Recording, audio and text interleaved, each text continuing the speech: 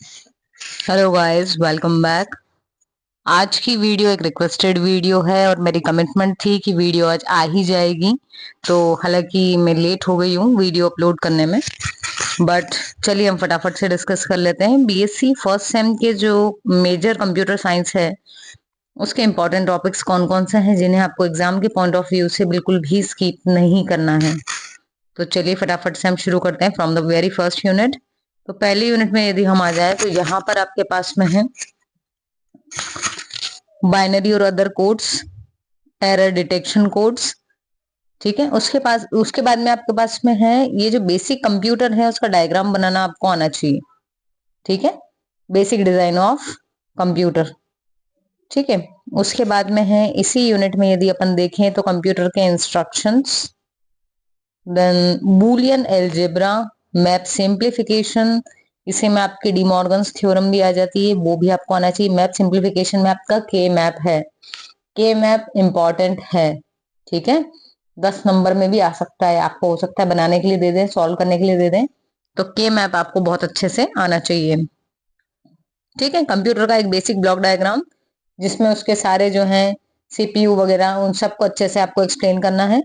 ठीक, उसके बाद अगर हम सेकेंड यूनिट पर आ जाएं तो यहाँ पर आपके लिए मोस्ट इंपॉर्टेंट में आते हैं एक तो flip flop, counters, adder subtractor. ठीक है, इजी गोइंग है, चीजें बहुत टफ नहीं है। Multiplexer, demultiplexer. और यदि हम इसी यूनिट में बात करें तो आपको एड्रेसिंग मोड्स जो है ये मोस्ट इंपॉर्टेंट हैं।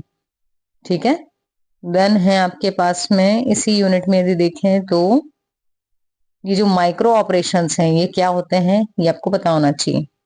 फाइनली हम आ जाते हैं अपने थर्ड यूनिट पर जिसमें आपको हार्डवायर्ड और माइक्रो प्रोग्राम के बीच में डिफरेंस पता होना चाहिए।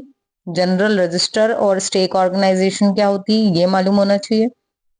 ठीक है, देन रिस्क और सिस्क में क्या डिफरेंस है।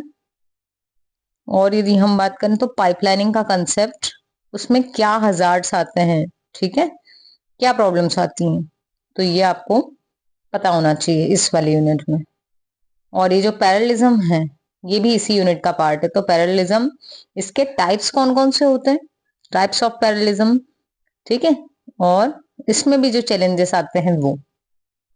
उसके बाद फाइनली आते हैं अब अपने हम फोर्थ यूनिट पर जिसमें आपके पास में है ये जो आईओ सिस्टम है। तो आईओ डिवाइसेस तो मैं मान के चल रही हूँ कि आपको पता है कि क्या होती है।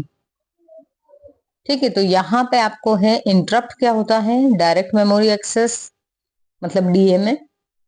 उसके बाद में मेमोरी के हिरार्की, मोस्ट इंपॉर्टेंट है मेमोरी हिरार्की, जिसमें आपके ये सारे टाइप्स आपको पढ़ना है। ठीक है, क्योंकि मेमोरी आएगी ही आएगी, मान के ही चलो, क्योंकि यहाँ पर आपके पास में मेजर पोर्शन मेमोरी का है। ठीक है, तो या तो ये आपके 7 नंबर में आएगा या 10 नंबर में। और टाइप्स पढ़ने का इसलिए बोल रही हूँ मैं कि हो सकता है कि आपसे ऑब्जेक्टिव में भी पूछ लिया जाए। ठीक है, तो मेमोरी को बिल्कुल स्किप नहीं करना, डीएमए स्किप नहीं करना। उसके बाद में ये जो फ्लिंस क्लासिफिकेशन है ये आपको आना चाहिए क्या होता है। ठीक है, देन है आपके पास में multi core processor. Then Indian चीजों को प्रमोट करने के लिए ही जो अपनी नई शिक्षा नीति है उसमें ये इंडियन कंट्रीब्यूटर्स को ऐड किया है।